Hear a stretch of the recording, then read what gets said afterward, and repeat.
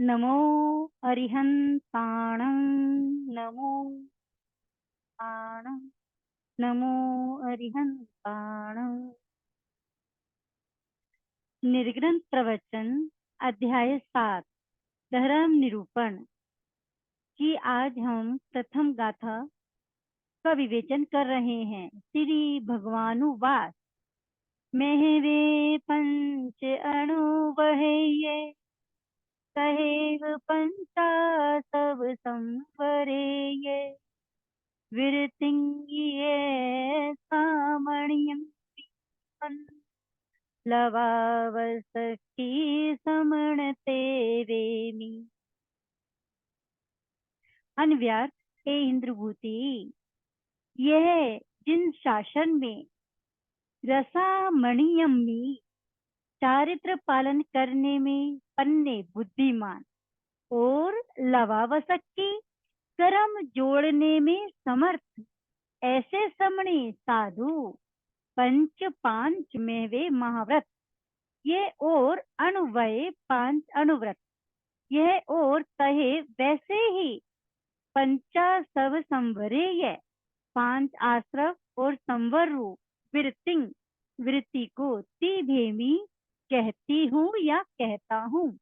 भावार्थ, हे मनुजो, सच्चारित्र के पालन करने में महाबुद्धिशाली और कर्मों को नष्ट करने में समर्थ ऐसे श्रमण महावीर भगवान ने इस शासन में साधुओं के लिए तो पांच महाव्रत अर्थात अहिंसा, सत्य, अस्त्य, ब्रह्मचर्य और आकिंचन को पूर्ण रूप से पालने की आज्ञा दी है और गृहस्थों के लिए कम से कम पांच अणुव्रत और 7 शिक्षा व्रत या 12 प्रकार से धर्म को धारण करना आवश्यक के बताया है। वे इस प्रकार है: स्थूलाओ पाणाई वायायो वेरमणम, चलते फिरते त्रस जीवों की बिना अपराध के देखभाल कर द्वेष वश मारने की नियत से हिंसा नहीं करना। मूसा वायो वेरमणम, जिस भाषा से अनर्थ पैदा करना और राज एवं पंचायत में अनादर हो ऐसी लोक विरुद्ध असत्य भाषा को तो कम से कम नहीं बोलना। धूलाओ आदि न दानाओ वेरमणम, गुप्त रीति से किसी के घर में घुसकर गांठ खोलकर ताले पे कुंजी लगाकर लुटेरी की तरह या किसी तरह की जिससे व्यवहार मार्ग में भी लज्जा हो ऐसी चोरी तो कम से कम नहीं करना। सदार संतोषे या भत्तार संतोषे, कुल के अग्रसरों की साक्षी से जिसके साथ विवाह शादी की है उस स्त्री के साथ या स्त्री के लिए पुरुष के सिवाय अन्य स्त्रियों को माता एवं बहन और बेटी की निगाह से देखना और अपनी स्त्री के साथ भी कम से कम अष्टमी, चतुर्दशी, एकादशी, बीज यानी दूज, पंचमी, अमावस्या, पूर्णिमा के दिन का संभोग का त्याग करना। इच्छा परिमाणी खेत, कुएं, सोना, चांदी, धान्य, पशु आदि संपत्ति का कम से कम जितनी इच्छा हो उतना ही परिमाण करना ताकि परिमाण से अधिक संपत्ति प्राप्त करने की लालसा रुक जाए। यही भी गृहस्थ का एक धर्म है। गृहस्थ को अपने छठे धर्म के अनुसार जिसे वह चारों दिशा और ऊंची नीची दिशाओं में गमन करने का नियम कर लेना। 7वें में उपभोग परिभोग परिमाण, खाने पीने की वस्तुओं की और पहनने की वस्तु की सीमा बांधना। ऐसा करने से कभी वह तृष्णा के साथ भी विजय प्राप्त कर लेता है, फिर उससे मुक्ति भी निकट आ जाती है। इसका विशेष विवरण यो ही है: इंगाली वन साड़ी, साड़ी फोड़ी सुबज्जय कम्मम, वाणिज्यंग जीव यदंत लख रस केस विष विषयं। अन्व्यार्थ, ए इंद्रभूति, पिंगाली कोयले पड़वाने का, वन वन कटवाने का, साड़ी गाड़ियां बनाकर बेचने का, भाड़ी गाड़ी घोड़े बैल आदि से भाड़ा कमाने का, कोड़ी खान आदि खुदवाने का, कम्मम कर्म गृहस्थ को सुबज्जय परित्याग कर देना चाहिए। या और दंत हाथी दांत का, लख लाख का, रस मधु आदि का केस, मुर्गों कबूतरों आदि के बेचने का, विष विषयंग जहर और शस्त्रों आदि का वाणिज्यंग व्यापार से यह भी निश्चय रूप से गृहस्थों को छोड़ देना चाहिए। भावार्थ, हे आर्य, गृहस्थ धर्म पालन करने में खोल से तैयार करवा कर बेचने का या कुमार लोहार भड़भूचे आदि के काम जिनमें महान अग्नि का समारंभ होता है नहीं करना चाहिए। वन झाड़ी कटवाने का ठेका वगैरह लेने का, इक्के गाड़ी वगैरह तैयार करवा कर बेचने का, बैल घोड़े ऊंट आदि को भाड़े से फिराने का या इक्के गाड़ी वगैरह भाड़े फिरा करके आजीविका कमाने का और खाने आदि को खुदवाने का कर्म आजीवन के लिए छोड़ देना चाहिए। और व्यापार संबंध में हाथी दांत चमड़े आदि का, लाख का, मदिरा शहद आदि का, कबूतर बटेर तोते कुक्कुट बकरे आदि का, संख्या वछनाग आदि जिनके खाने से मनुष्य मृत्यु को प्राप्त हो जाते हैं, ऐसे जहरीले पदार्थों का या तलवार बंदूक बर्छी आदि का व्यापार कम से कम गृहस्थ धर्म पालन करने वाले को कभी भी भूलकर नहीं करना चाहिए। एवं खूजंत पिल्लण कम्मं निलंचने चादवदाणे तरतः तलाए सोसं हसई पोसंग जय बजिज्जा।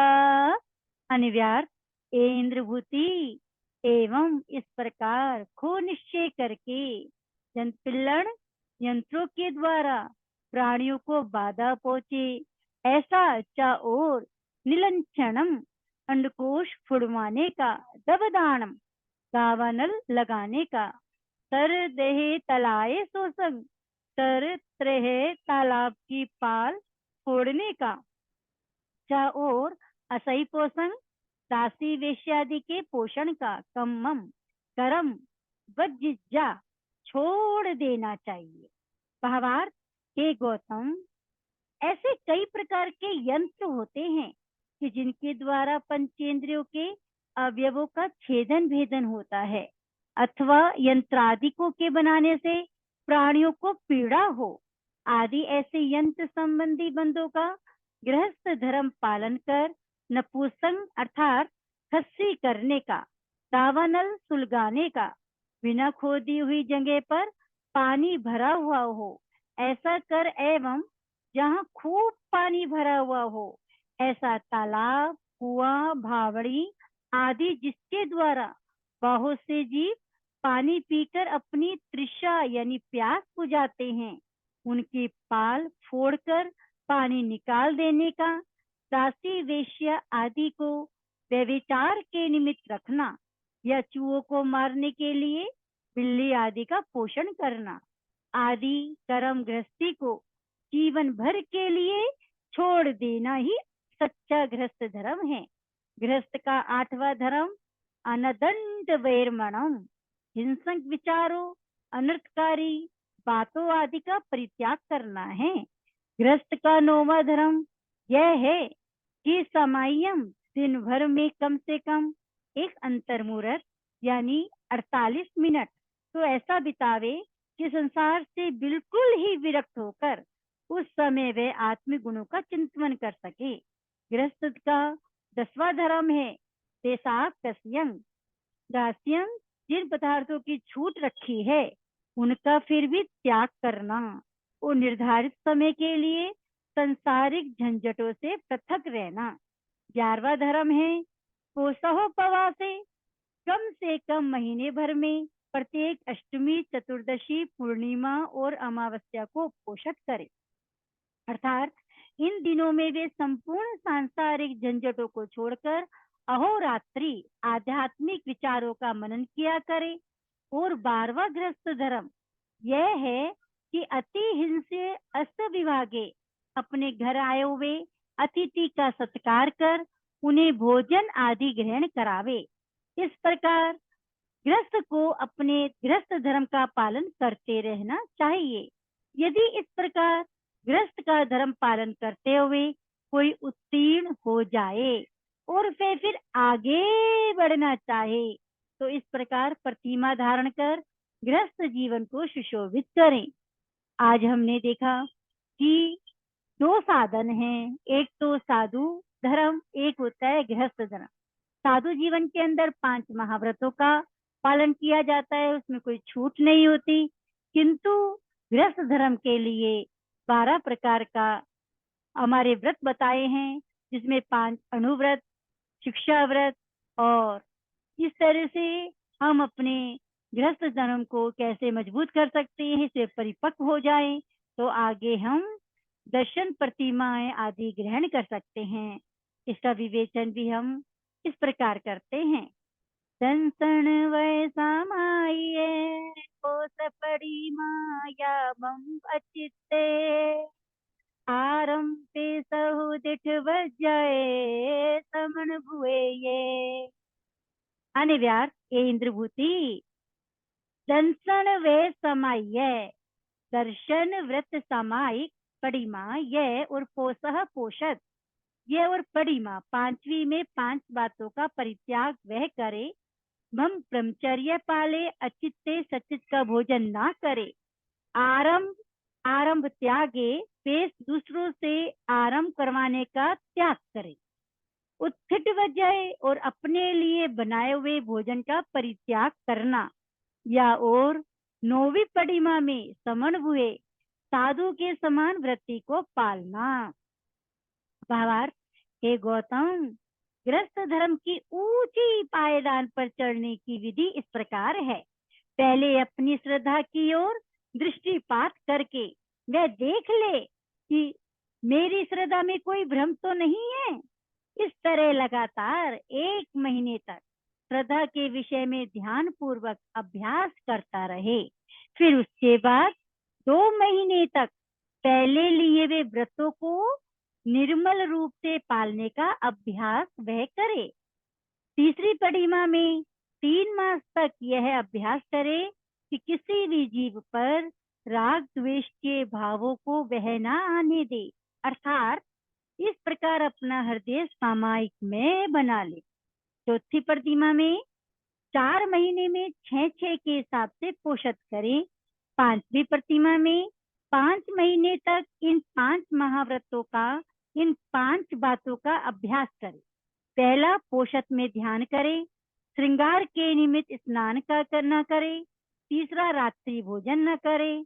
चौथा, पोषण के सिवाय और दिनों में भी ब्रह्मचर्य का पालन करें। रात्रि में ब्रह्मचर्य की मर्यादा करते रहें। छठी प्रतिमा में 6 महीने तक सब प्रकार से ब्रह्मचर्य के पालन करने का अभ्यास करें। 7वीं प्रतिमा में 7 महीने तक सचित भोजन न खाने का अभ्यास करें। 8वीं प्रतिमा में 8 महीने तक स्वतः कोई आरंभ न करे। 9वीं प्रतिमा में 9 महीने तक दूसरों से भी आरंभ न करवाए। 10वीं प्रतिमा में 10 महीने तक अपने लिए किया हुआ भोजन ना खावे। 11वीं प्रतिमा में 11वें महीने तक साधु के समान क्रियाओं का पालन कर वह करता रहे। शक्ति हो तो बालों का भी लोच करे, नहीं शक्ति हो तो हजामत करवा ले।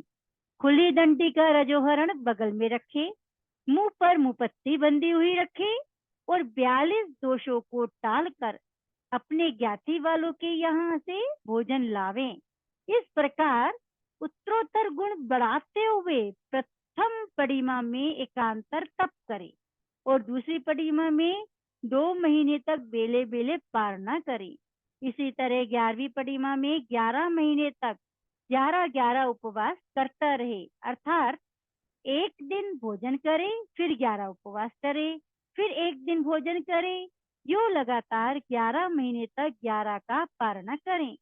इस प्रकार गृहस्थ धर्म पालते पालते अपने जीवन का अंतिम समय यदि आ जाए, तो अपच्छिमा मारण त्या संदेना जूझनाराणा, सब संसारिक व्यवहारों का सब प्रकार से आ जन्म के लिए परित्याग करके संसारा समाधि धारण कर ले, और अपने त्याग धर्म में किसी भी प्रकार की दोषोपत्ति भूल से यदि हो गई हो, तो आलोचक के पास उन बातों को प्रकाशित भी कर दे। जो वे प्रायश्चित उसके लिए दें, उसे स्वीकार कर अपनी आत्मा को निर्मल बनावे। फिर प्राणी मात्र पर यूं मैत्री भाव रखे। हामेमि सव्वे जीवा समन्तो मे, नित्य में सब भूएसु वेरम मज्जम न केणई। आणि व्यास, ए इंद्रभूती, सव्वे सब जीवो को खामेमि क्षमाता हूँ।